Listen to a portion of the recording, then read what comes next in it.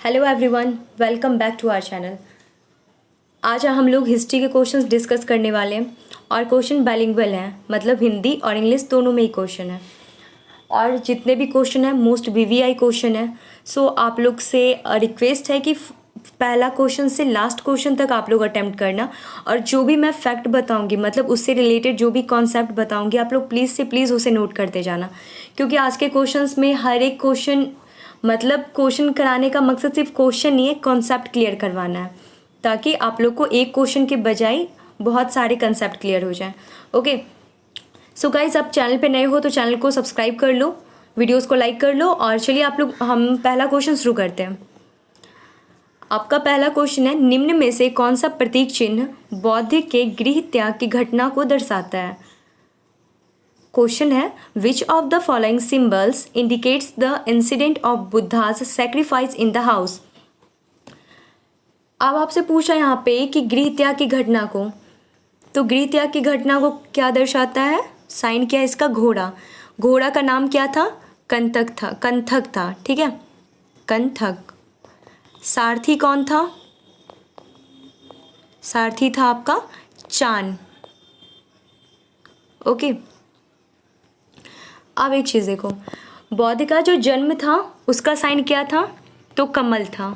Okay, ज्ञान प्राप्ति हुई थी बौद्ध को, तो वो मतलब उसका साइन क्या था, तो पीपल या बोधि। ओके, आपको गृह त्याग घोड़ा हो गया। निर्वाण उसका क्या साइन था, तो वो था पदचिन्ह मतलब फुटप्रिंट। और महापरिनिर्वाण का क्या था, तो आपका स्तूप था। क्लियर। नेक्स्ट क्वेश्चन, प्राचीन भारत का कौन सा स्थान बौद्ध धर्म का प्रचार केंद्र था। ओके, देखो आप लोग यहाँ पे बोल रहा है कि प्रचार केंद्र था, ये आपका हो जाएगा मगध। एक चीज़ देखो, अगर आपका यहाँ से क्वेश्चन पूछ दे कि सर्वाधिक उपदेश कहाँ दिया बौद्ध ने, तो आपका सबसे ज़्यादा उपदेश दिया, सर्वाधिक उपदेश वो दिया था कौशल में। ओके, ऐसे तो श्रावस्ती में दिया था, लेकिन अगर ऑप्शन पे आप देखना, ऑप्शन में अगर कौशल रहे तो आप कौशल डाल देना, अदरवाइज आप श्रावस्ती मारना, ठीक है। ऐसे कौशल की राजधानी श्रावस्ती है।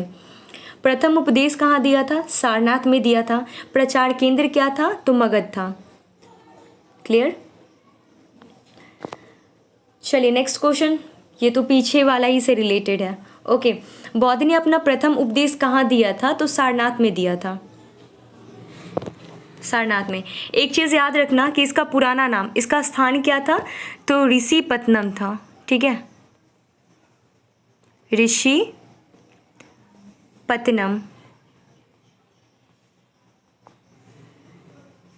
क्लियर। आपका क्वेश्चन नंबर 4 है, जैन धर्म का वास्तविक संस्थापक कौन था। Who is the real founder of Jain religion. Jain धर्म से अगर वास्तविक शासक पूछ रहा है ना, संस्थापक, तो आपका हो जाएगा महावीर स्वामी। सिर्फ संस्थापक पूछता तो आपका हो जाता ऋषभदेव। देखो एक चीज़, सबसे पहला कौन था, ऋषभदेव था। इसमें आपको 3 ही 4 याद करना है, ठीक है, 24 के 24 नहीं याद करने हैं। आप सबसे पहला तो एक पहला याद कर लेना, फिर 22 याद कर लेना, फिर 23 याद कर लेना, और 24 याद कर लेना। सिर्फ इसी से रिपीटेड क्वेश्चन आते हैं। आपके पहला में है ऋषभदेव। ऋषभदेव को आदिनाथ भी बोला जाता है, और उनका साइन क्या था, तो सांड था।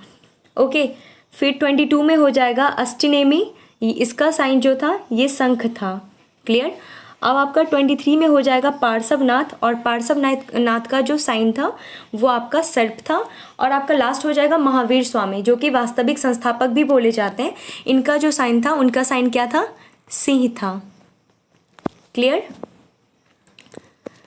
अब आपका नेक्स्ट क्वेश्चन है, बृहत्कथमंजरी के लेखक कौन है। ओके, तो आपका पहला ऑप्शन है विशाखदत्त। विशाखदत्त, एक चीज़ पता होगा आप लोग को कि मुद्रा राक्षस जो था वो विशाखदत्त ने लिखा था। ओके, अब नागार्जुन के बारे में आते हैं। नागार्जुन से बहुत क्वेश्चन बनता है। नागार्जुन के बारे में एक चीज़ याद रखना है, इन्होंने एक पुस्तक लिखी थी माध्यमिक कारिका, ठीक है। इन्होंने कौन सी पुस्तक लिखी थी, माध्यमिक कारिका पुस्तक लिखी थी। और इन्हें भारत का आइंस्टीन भी कहा जाता है। क्या बोला जाता है? नागार्जुन को भारत का आइंस्टीन भी बोला जाता है। और शून्यवाद का जनक भी किसे बोला जाता है? तो नागार्जुन को ही बोला जाता है। तो इसका ये क्या करे, बृहत कथा मंजरी के लेखक कौन है? तो क्षेमेंद्र हैं। ओके, क्षेमेंद्र है। एक चीज़ और इसमें आप इंक्लूड कर लेना, ये बहुत इंपॉर्टेंट है कि देखो क्षेमेंद्र द्वारा लिखा गया था बृहत मंजरी। ओके, विशाख दत्त द्वारा लिखा गया था मिद्रा राक्षस, और आचार्य चाणक्य द्वारा अर्थशास्त्र, और मेगास्थनीज द्वारा इंडिका। ये जितने भी पुस्तक है ना वो मौर्य साम्राज्य की जानकारी देता है।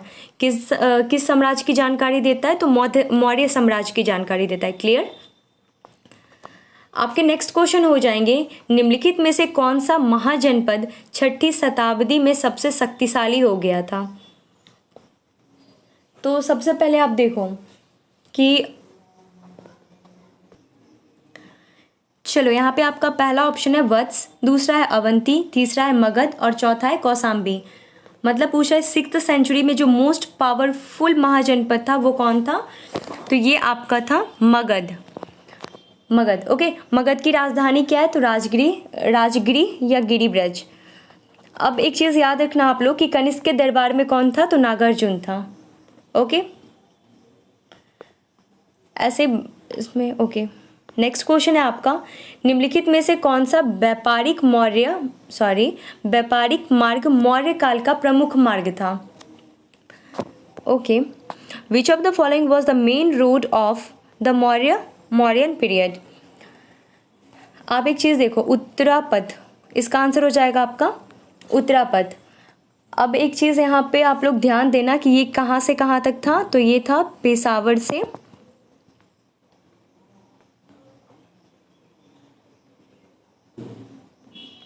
पेशावर से आपका था पाटलिपुत्र तक।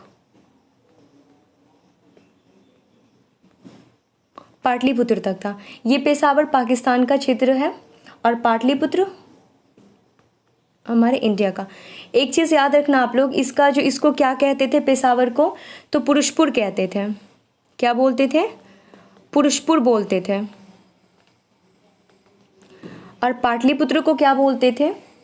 तो इसको उपनाम क्या था इसका? तो पुष्यपुत्र था। तो आपको पूछेगा कि पुरुषपुर से पुष्यपुत्र या फिर पेशावर से पाटलिपुत्र, तो ये क्या हो जाएगा? उत्तरापथ। ये आपका हो जाएगा उत्तरापथ। अगर आपसे दक्षिणापथ का पूछेगा तो क्या हो जाएगा? अगर आपसे दक्षिणापथ का पूछेगा तो वो आपका हो जाएगा प्रतिष्ठान से श्रावस्ती तक जाता है। ठीक है, प्रतिष्ठान से श्रावस्ती तक जाता था।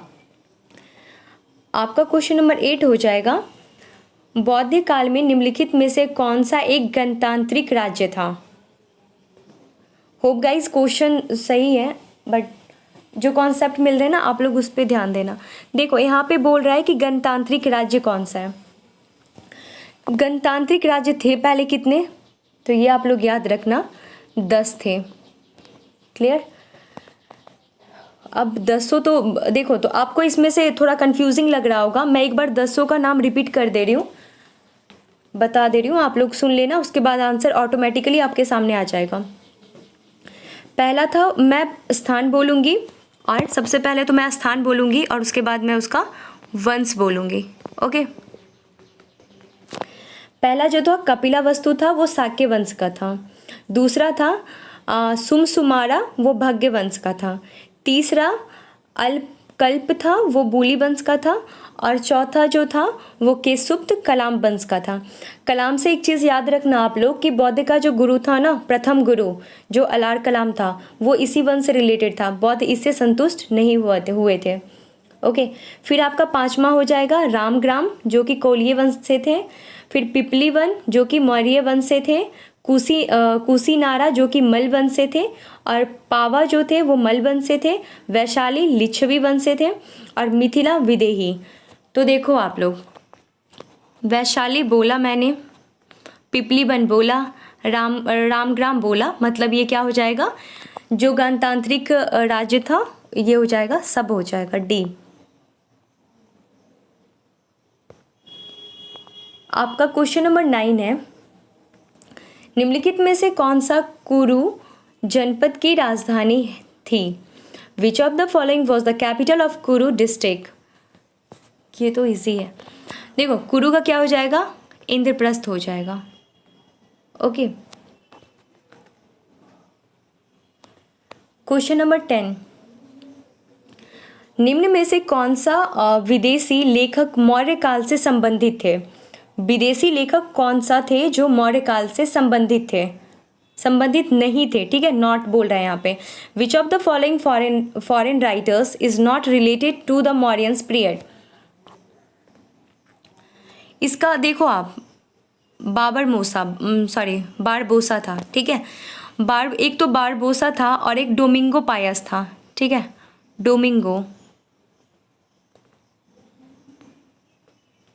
एक डोमिंगो पायस था। ये क्या था? तो ये विजयनगर में आया था और उस समय राजा कौन था? तो कृष्णदेव राय के दरबार में।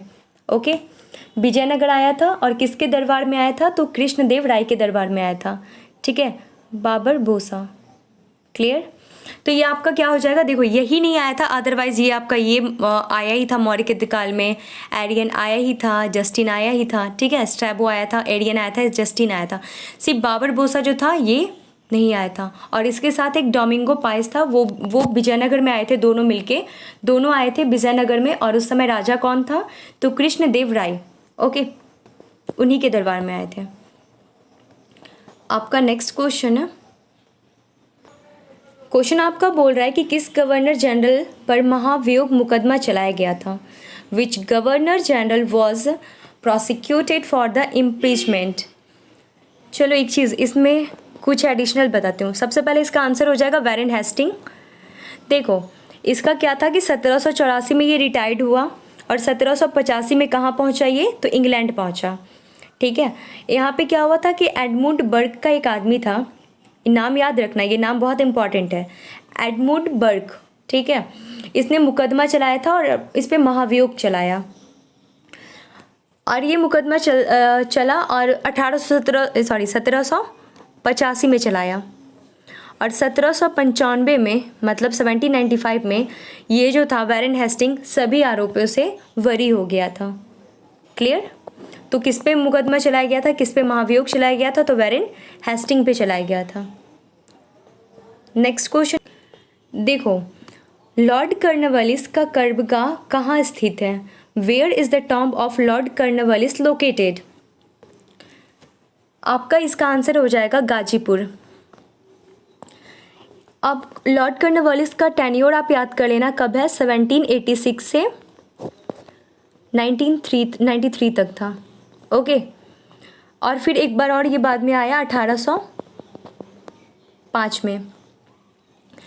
एक चीज़ और याद रखना, जब कर्नवालिस का नाम आ गया तो एक चीज़ के इन्हीं के टाइम पीरियड में क्रिमिनल कोर्ट भी लाया गया था, फिर डिस्ट्रिक्ट मिनिस्टर मतलब डीएम को संपूर्ण अधिकार ऐसा मतलब करके सौंप दिया गया था, फिर स्थायी बंदोबस्त इन्हीं के कार्यकाल में आया था, ठीक है, टाइम पीरियड में हुआ था। तो याद रखना कि कर्नवालिस का जो है टॉम्ब है कहाँ है? वो गाजीपुर में है। नेक्स्ट क्वेश्चन है आपका, देखो आपका क्वेश्चन नंबर 13 कह रहा है कि निम्नलिखित में से कौन सा युग्म सम्मिलित नहीं है, सुमित नहीं है? विच of the following pair is not summit? अब बैटल ऑफ बक्सर हुआ था, उस टाइम हेक्टर मुंडो था, इनके बीच में हुआ था। एक तरफ हेक्टर मुंडो थे और दूसरी तरफ कौन था? तो 3 लोग थे। कौन कौन से 3 लोग थे? तो याद रखना आप लोग कि मीर कासिम थे, सिराजुद्दौला जी थे और कौन थे? शाह आलम द्वितीय थे। तो मीर कासिम के जो सेना के सेनापति थे उनका नाम क्या था? तो गुरगीन खान था, ओके। तो पहला बक्सर युद्ध हुआ कब था? तो 22 अक्टूबर 1764 में हुआ था। क्लियर? तो यह हमारा आंसर सही है। आपका पूछ रहा है दूसरा कि आंग्ल नेपाल युद्ध। आंग्ल नेपाल युद्ध देखना, यहाँ पे क्या हुआ था? संगोली की संधि हुई थी, ठीक है, संगोली की संधि हुई थी और इस टाइम लॉर्ड हेस्टिंग थे, ओके। आप देख लो तीसरा आपका बोल रहा है चतुर आंग्ल मैसूर युद्ध। इसका था यहाँ पे 1799 में हुआ था और यहीं पे क्या हुआ था? टीपू सुल्तान की मृत्यु हो गई थी। और आपका जो डी है ना, यहाँ पे कॉर्नवालिस ना होके यहाँ पे कौन सा हो जाएगा, लॉर्ड हार्डिंग हो जाएगा। Clear, Lord Hardinge. सो आपका answer is D. Question number आपका 14 है, तथाकथित कुप्राशन के आधार पर किस गवर्नर जनरल ने मैसूर राज्य के प्रशासन को ले लिया था? Which governor general took over the administration of Mysore state of the basis of so called the maladministration? देखो आप लोग, ले लिया था ना, तो यहाँ पे मैसूर के साथ 3 और मैसूर के साथ 2 और को ले गया था, राज्य को ले गया था। एक तो मैसूर था, दूसरा कौन सा था, तंजौर था, तीसरा कौन था, तो वो था अवध। चलो देखो, मैसूर और तंजौर को कब ले गया था, 1799 में ले गया था। और अवध को कब,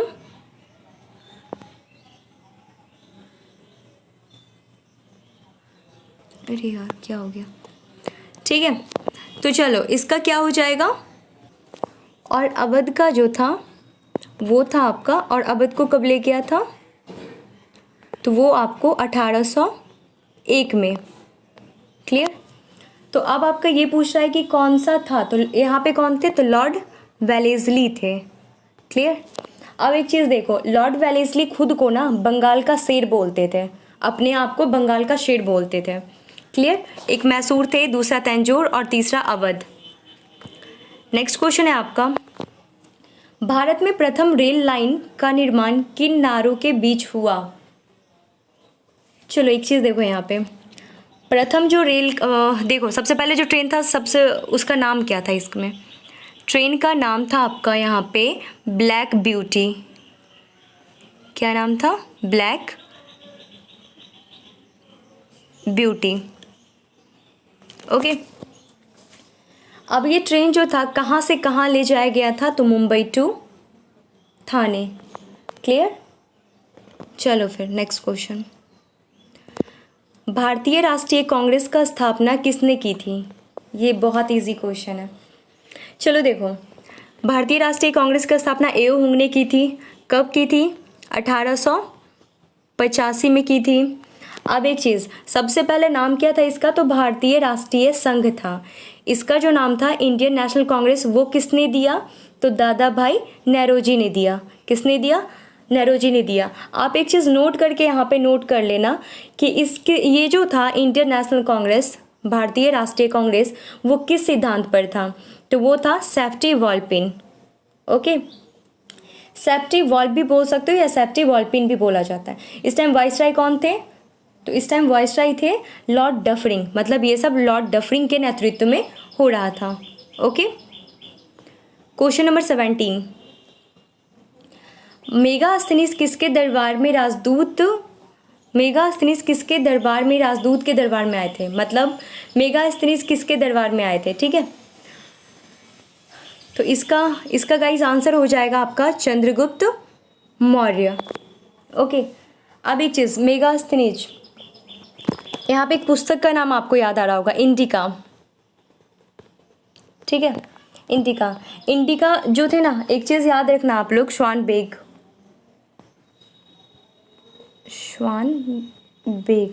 ओके, मतलब इंडिका का जो कलेक्शन है ना, मतलब इंडिका को जो कलेक्शन करने वाले को उसको क्या बोलते हैं, श्वान बेग बोलते हैं। ठीक है, संकलन करने वाला कौन था इंडिका का, वो था श्वान बेग। नाम याद रखना, वेरी वेरी इंपॉर्टेंट है। फिर मेगास्थनी जो था वो सैलूकस निकेटर का क्या था, राजदूत था। ओके, नेक्स्ट क्वेश्चन है आपका, अशोक के उत्तराधिकारी में सर्वाधिक योग्य कौन था? Who become the most qualified of Ashoka successors? Okay, देखो इसका महेंद्र नहीं होगा, क्योंकि महेंद्र इसका बेटा का नाम था। देखो महेंद्र और क्या नाम था उसका, संघमित्रा। ओके, इसकी बहन थी महेंद्र और संघमित्रा, जो कि इसकी बहन थी। ये कहाँ चले गए थे, श्रीलंका में चले गए थे। कहाँ, क्या चीज़ करने के लिए, तो धर्म का प्रचार करने के लिए। ओके, तो इसका आपका आंसर हो जाएगा संप्रीति। क्या हो जाएगा, संप्रीति। आपका क्वेश्चन नेक्स्ट है, निम्नलिखित में से कौन सा एक सिंधु घाटी सभ्यता का स्थल नहीं है? ये आप लोग को पता ही है कि हड़प्पा था ही, रोजदी था ही, देशलपुर था ही, तो ये क्या नहीं था, कुरु नहीं था। Okay, which of the following is not the site of the Indus valley civilisation, ये आपका हो जाएगा कुरु। नेक्स्ट है आपका, उमरा की उपाधि से नवाजा गया गवर्नर कौन था, तो ये आपका गवर्नर थे लॉर्ड क्लाइव। अब एक चीज़ देख लो यहाँ पे, किसने नवाजा था, तो ये आपका हो जाएगा सलावत जंग,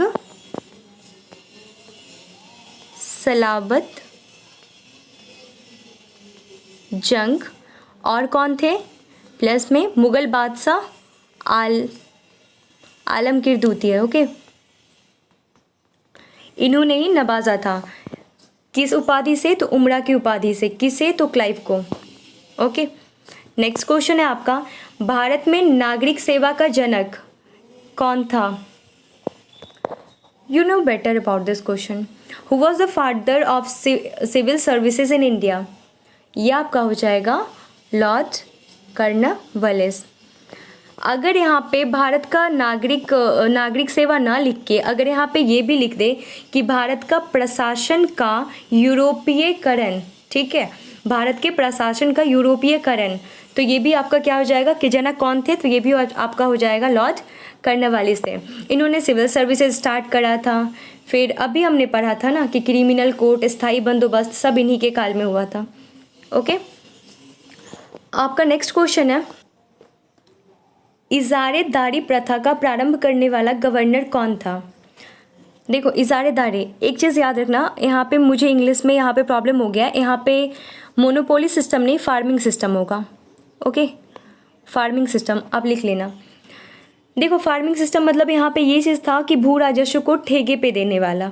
ओके, एक चीज़ और यहाँ पे आप देख लो कि भारत का एक राजा था जो इजारी प्रथा को लागू किया था, इसलिए उसे लंपट मूर्ख कहा जाता है। तो आप लोग को कमेंट करना है कि वो कौन सा ऐसा राजा है जिसे लंपट मूर्ख कहा जाता है। फर्रुखसियार को घृणित कायर बोला जाता है। ओके, तो ये एक चीज़ देखो, तो ये कौन सा हो जाएगा, किसके ये में गवर्नर कौन था उस टाइम, तो उस टाइम गवर्नर था हेस्टिंग। ओके, हेस्टिंग था।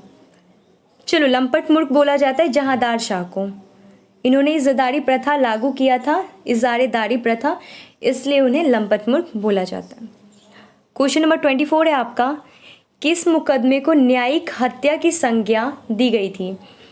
मतलब इसका मतलब ये कह रहा है कि बिना किसी वजह के, मतलब झूठा न्यायिक मुकदमा लगाकर उसे फांसी पे लटकावा दिया गया था। ठीक है, फांसी पे लटकावा दिया गया था, मतलब लटकाया गया था। ओके, लटकाया गया था।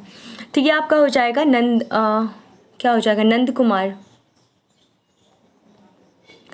कुमार। ओके, किसने लटकाया था, तो ये आपका हो जाएगा वैरेन हेस्टिंग। ओके, सो देखो गाइज, इतने क्वेश्चंस थे और होप कि आपको क्वेश्चन सही लगा होगा। ये क्वेश्चन वीवीआई क्वेश्चंस थे। देखो, क्वेश्चन कराने का मकसद नहीं था, उसके अलावा जो आपको कॉन्सेप्ट मिल रहा है ना, ये मोस्ट वीवीआई था, क्योंकि आप एक चीज़ को सुन लेते हो तो वहाँ से बस एक ही क्वेश्चन आपके बनते हैं। लेकिन अगर किसी चीज़ को सुन लिए, हालांकि वो इजी भी है, लेकिन अगर उसके पीछे के सारे कंसेप्ट आप ले लो ना, तो फिर क्वेश्चन उससे आगे कहाँ से पूछेगा। सो गाइज, होप कि आज आप लोग को क्लासेस पसंद आया होगा। Thank you for watching this, and please अभी तक आपने लाइक सब्सक्राइब नहीं किया है तो प्लीज़ कर लीजिए like subscribe, and thank you for watching this. Thank you so much.